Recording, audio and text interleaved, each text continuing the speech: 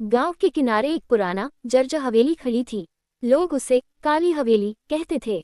कहा जाता था कि वहां सालों पहले एक औरत की रहस्यमय मौत हुई थी और उसकी आत्मा आज भी वहां भटकती है। एक दिन राहुल और उसके 3 दोस्त अमन, विक्रम और सोनू ने तय किया कि वे इस हवेली का सच जानेंगे। रात के करीब 12 बजे चारों टॉर्च लेकर हवेली की ओर बढ़े।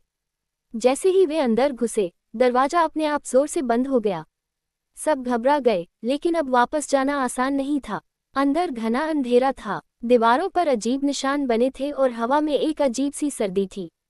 अचानक ऊपर की मंजिल से किसी के कदमों की आवाज आई, धीरे धीरे घिसती हुई। राहुल ने हिम्मत करके सीढ़ियां चढ़ना शुरू किया। बाकी दोस्त डरते हुए उसके पीछे पीछे गए। ऊपर पहुंचते ही उन्हें एक कमरा दिखा, जिसका दरवाजा आधा खुला था। अंदर से किसी के रोने की आवाज आ रही थी। जैसे ही राहुल ने दरवाजा पूरी तरह खोला, सबके होश उड़ गए।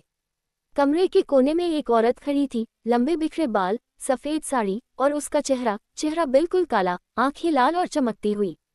वह धीरे धीरे उनकी तरफ मुड़ी और मुस्कुराने लगी। उसकी मुस्कान बेहद डरावनी थी। अचानक टॉर्च अपने आप बंद हो गई। चारों तरफ घना अंधेरा छा गया।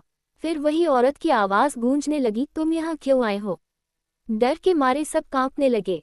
विक्रम ने भागने की कोशिश की, लेकिन दरवाजा अपने आप बंद हो गया।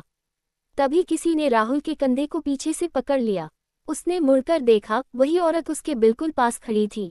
राहुल जोर से चिल्लाया, तभी अचानक सब कुछ शांत हो गया। जब उन्होंने आंखें खोली, तो वे हवेली के बाहर पड़े थे। सुबह हो चुकी थी, लेकिन कहानी यही खत्म नहीं होती। राहुल के हाथ पर एक काला निशान बन चुका था, ठीक वैसा ही जैसा हवेली की दीवारों पर था।